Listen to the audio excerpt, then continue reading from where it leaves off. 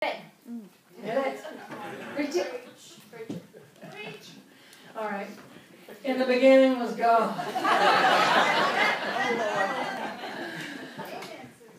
Let's just start right there, shall we? In the beginning was God. Okay. And you doubt that you are an embodiment of this God stuff? Well, where'd you come from then? In the beginning was God. And out of that one source of all life, everything was created. It created out of itself everything. So guess what? I'm that, you are that, we are that. That's it. It's all good, it's all God. That's what we mean by that. And then that also speaks for our intentions, our desires for life. Comes from that same God stuff. That's why in the Vedic text it said, inherent in every intention and desire is the mechanics for its fulfillment. So every desire of your heart, every intention has already within it, just like the seed has already within it the mechanics for its fulfillment. Intention, in our 7 Spiritual Laws of Success class, we've been remembering that intention is desire without attachment. See, that's where we get derailed sometimes, right? We have intentions, but really they're just, oh God, please. They're desires that are steeped in attachment. But intention is desire without the attachment. Ernest Holmes said, there's a power for good in the universe and you can use it. Right? There's a power for good in the universe and you can use it because it is you. It is flowing through you. But so many times, especially in our beloved teaching of the science of mind, we turn it into a getting game. Ooh, what can I get? Give me some stuff, God. Give me some stuff. So the title of my talk today is Getting is Actually Letting. All kinds of things come to you when you let life flow through you. Instead of going after it as if it's out there. It's the same stuff from which you are made. Everything is made out of that same stuff. God in me, as me, is me, Ernest Holmes said. God in me, as me, is me. God in me, as me, is me. Let's hear you say it. God in me, as me, is me. Ooh. I like it. God in me, as me, is me. It was hard for me to accept when I first heard that, though. Like, ooh. We would call that blasphemy. But it was just from an understanding of God being separate from us. We have a different understanding. That out of that one substance from which all things came, to which all things return, the deathless, birthless, changeless substance of the eternal, everything sprung, including us, including our desires. So God in me, as me, is me. There's another little phrase that we throw around a bit, and that is what Jesus said, it is done unto you as you believe. You've heard us say that so many times, and we usually focus on the belief part. So what do you believe? What are you thinking into being? What are you believing? What are you believing? Let's look at the first part of that phrase. It is done unto you. Unto you. That means, guess what? You're off the hook. You don't have to coerce life to fit into a certain mold. You don't have to fix it. Now, don't misunderstand me. That doesn't mean you sit back and go, God's going to handle it. I don't do nothing. God's got this. Yes, we say that. God's got this. But we also say treat and move your feet. So there's action steps in there too.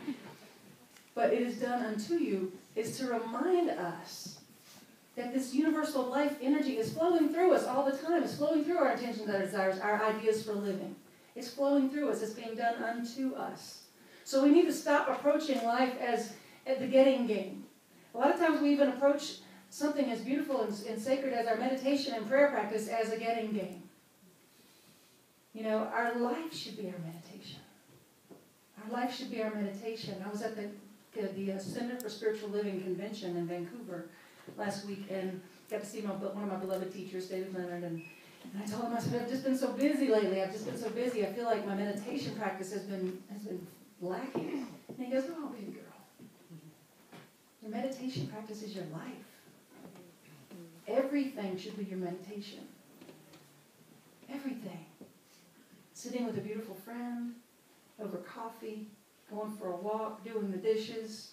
I remember one time in class, once I said, well, what if, and she was totally serious, and it was like her first class, I think. She said, what? We were talking about meditation, and she says, well, what if I meditate while I'm kind of in a meditative place while I do the dishes? Is that okay? And I was like, Honey, you have arrived. Yes, it's okay. That's more than okay. That's what we're going for. Is to always be in that place of everything is our meditation. Instead of, I'm going to meditate so I can feel peaceful. Yes, we want that, and you will get that. But Ernest Holmes said that meditation is breathing in the essence of spirit. It's breathing in the essence of spirit. And treatment is using that for a specific purpose. That's how Ernest Holmes described it. Meditation is breathing in the essence of spirit, and treatment is using it for a specific purpose. But again, it's not a getting game. It's using it to let life flow through us. But don't get me wrong, there's nothing wrong with getting things. We live in a material universe, so have all the stuff you want. It's not about that that's bad. You get that? It's not about that being bad. It's about praying from cause instead of to an effect. Let me explain that a little bit. Too often we pray to effects. We pray and live in the land of if only.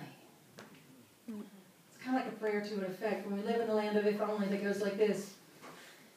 Oh, if only my family would do this, then I would be happy. If only my boss appreciated me, then I could enjoy my job.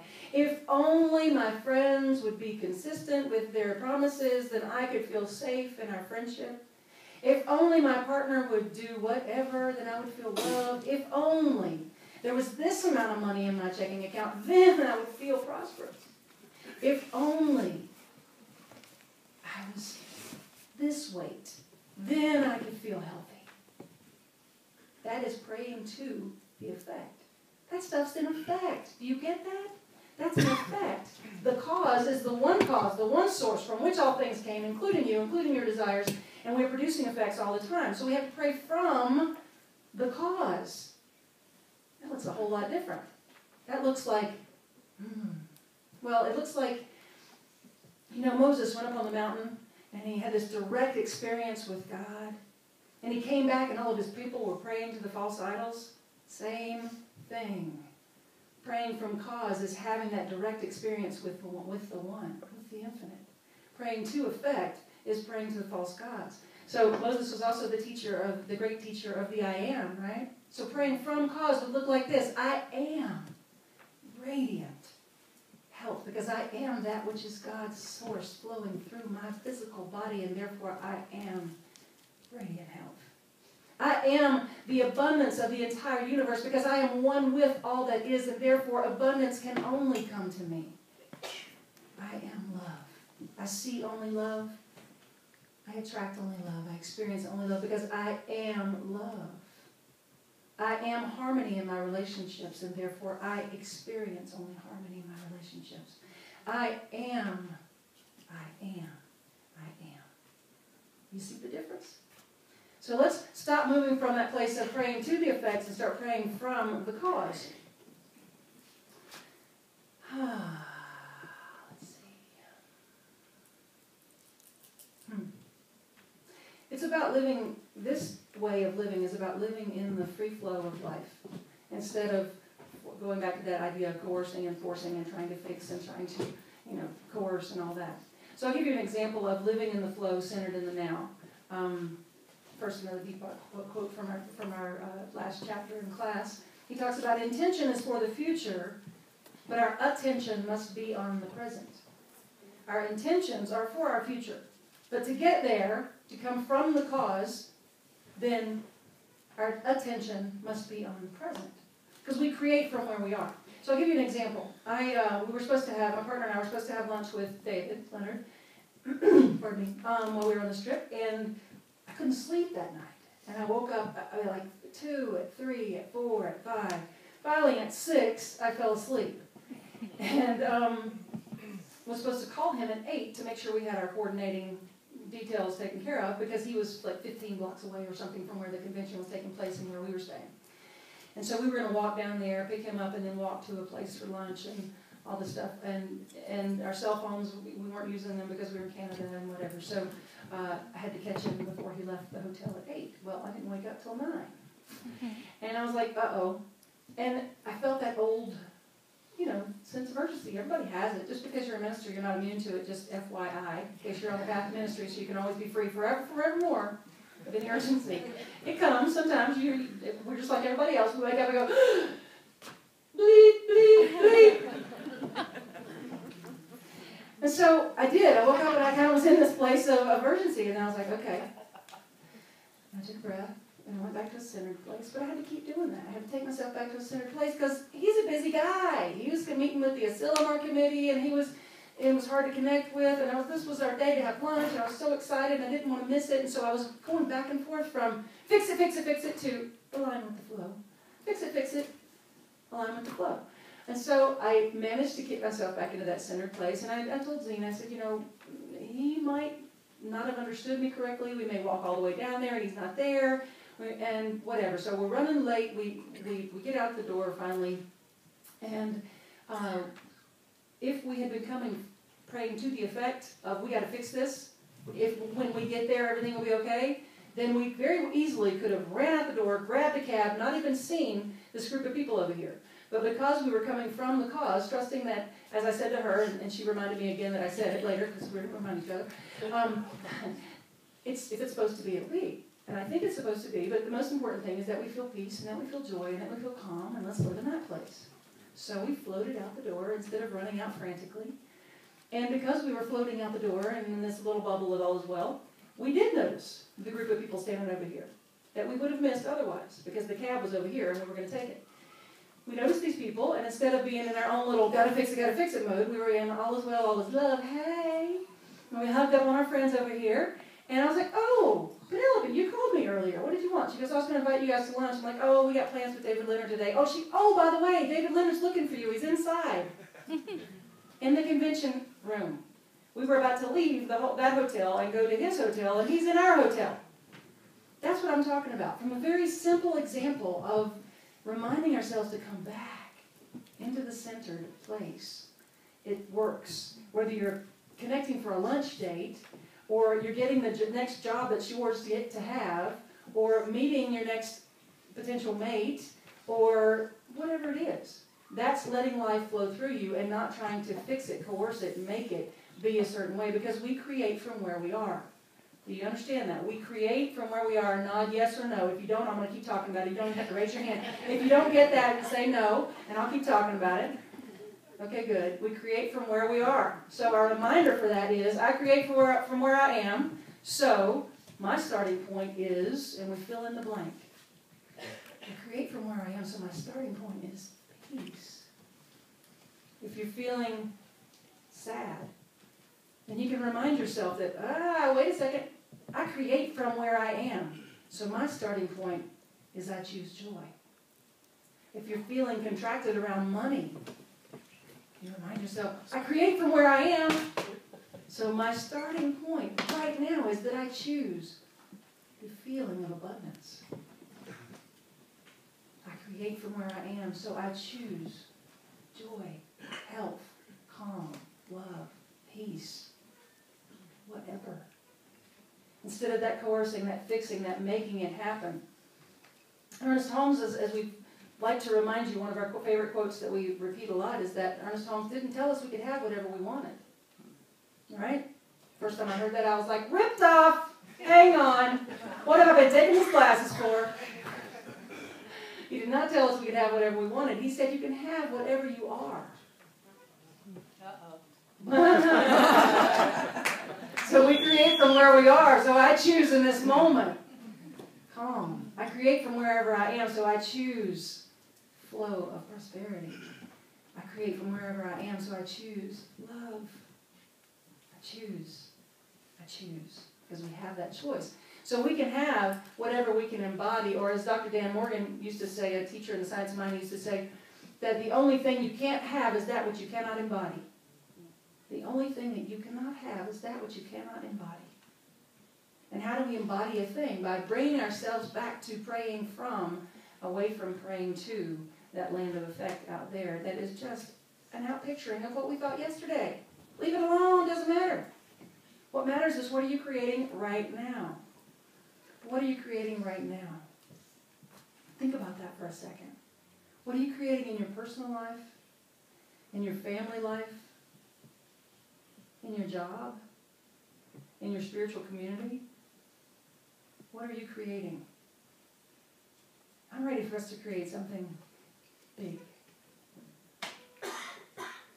because I meant what I said this morning during our tweet and greet, which I will give credit to Jack Fowler for that. He is doing some consulting for a church down in New Orleans, and he was doing some reframing of their church service. And he said, I decided we're going to have I said tweet and greet, but he said Twitter time. And because it's to let people know what you're up to and what's bringing you joy. Pardon me.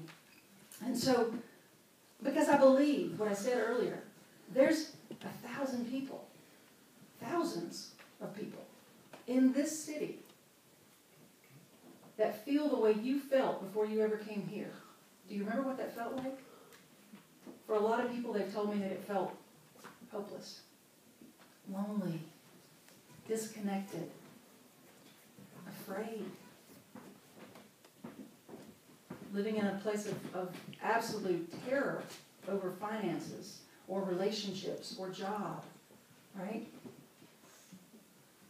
And more important than anything, not feeling a constant source of love present in their lives. There are people sitting in Starbucks right now down on over in Dilworth. There are people sitting in wherever across town having breakfast at Landmark. There are people sitting in their homes, living by themselves or with their family, thinking, if only there was a place out there where I felt like I fit. It's time we stop keeping this to ourselves. This is a powerful, yeah. This is a powerful teaching. It changed my life. I've seen it change so many people's lives. But we have to live it. We have to live it, and we have to share it. Did you know that the biggest tree, the redwoods, one of the biggest trees in the world, they have the smallest roots? Did you know that? Because there's millions of them. They spread out to hold the foundation for this huge tree. We are those roots for the Spiritual Living Center of Charlotte. And it's time we bring in those people out there that want to be the roots with us to take this message to the world. There was this inspiring, that's not even the right word, there was this amazing speaker at the convention in Vancouver. His name was Les Brown. Many of you might have heard of him. Oh, yeah. Phenomenal man. And he said, I've been listening to Ernest Holmes since I was 10 years old. I used to work for a man that had the recording of him saying there's a power for good in the universe and you can use it. And he said, I've been using it. And if you know Les Brown's story, the man's been using it. He was one of the best paid disc jockeys. I think it was in the 70s or 80s. I can't remember. It must have been 70s. And in Los Angeles. He then went on to do event promoting, and his first client was the Jackson Fives. He's had quite a bit of notoriety in his time. And he said a couple of things that really stuck out to me. One was he went to his teacher, Johnny Coleman, from Chicago, and he said, I just got one question. I've been doing this for a few years now. I only got 5 people in my living room. Why is that? She said, because you only got a 5 people consciousness. Now, there's nothing wrong with a 90 or 100 person congregation. Not at all, because there's some love in this room that feels like 10 million. There's nothing wrong with it at all. So it's not about us needing to be different than we are. It's about them needing us. And so it's time to expand our consciousness, to open our arms and our hearts just a little bit wider. Remember how you first felt for a lot of us when we came into this room? We were like, I want this for me, but I don't want to connect with you people. Don't touch me. Don't hold my hand. I don't want to hug you. I just want to get this for me. And that's okay. And if you still don't want to hug, that's all right too. But let's open up our hearts and our minds and our consciousness and expand it to those people that need us, that want us. Another thing Les Brown said was this. He said, Wayne Dyer's using your stuff. Joel Osteen packing the house using your stuff. Oprah's using your stuff. It's time that the centers out there like ours started using our stuff. Okay? Because it's some good stuff. Am I right? Can I get an amen? Amen. We are in the South, after all. We got to throw in the amen once in a while. It's time that people knew about us. And we do that, we share that, not by the next, I was a marketing major, so I get marketing campaigns, don't get me wrong. But we do that by living our lives to the best of our abilities. Living our lives and becoming the best us that we can be in every area, from relationships to money to health to career to passion to purpose and creativity. Living our lives the best we can. The next thing you know, somebody at work is going to be like, what's she doing? I want some of what I'll have what she's having. Right? Let's not be shy about it anymore. I know for a lot of us, we grew up in a different way of thinking, and we're like, I'm just not going to tell anybody this is. I think so differently now. Tell them. It's beautiful. It's beautiful. If you can't quite explain it, tell them to call your minister. We'll be happy to sit down with them and explain it to them.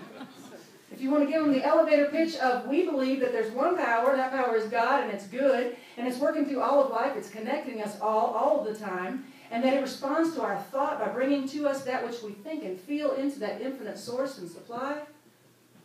That was more than an elevator pitch. I got a little carried away. God is good, I'm one with it, and all is well. There you go. And if they want more, tell them to come to church. Tell them to come to class. Tell them to call one of your ministers and say, you know, I'm just learning about it. All I know is I feel good. All I know is I feel good and I feel connected to God. Who can argue with that? All I know is I feel good and I feel connected to God and I care about humanity. And I want this world to be a better place. And I know that I am part of making that happen right now and in every moment of my life. Who is going to argue with that? Trust me. I've had some fundamental this and some fundamental that want to get in an argument with me. And when I tell them that, they go, praise God, sister. Right? Right? We all are striving, as Rumi said, we're all trying to get through the same door. Did you know that Mawlana Jalaluddin Rumi is still one of the best-selling authors in America?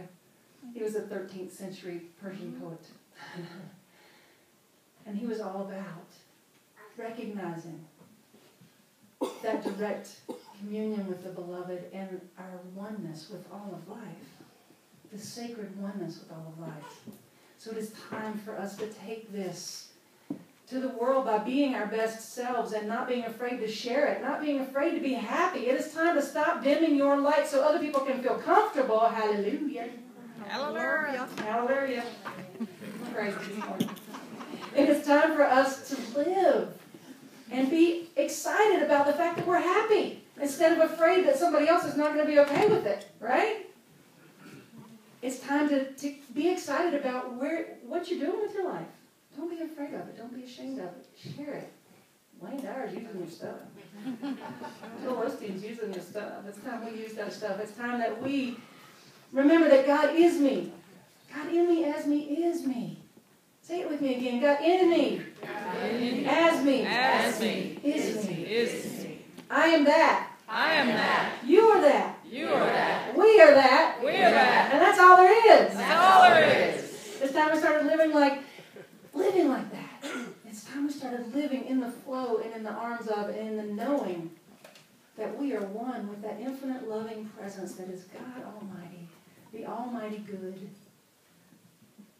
And so it is. So it is. Yes.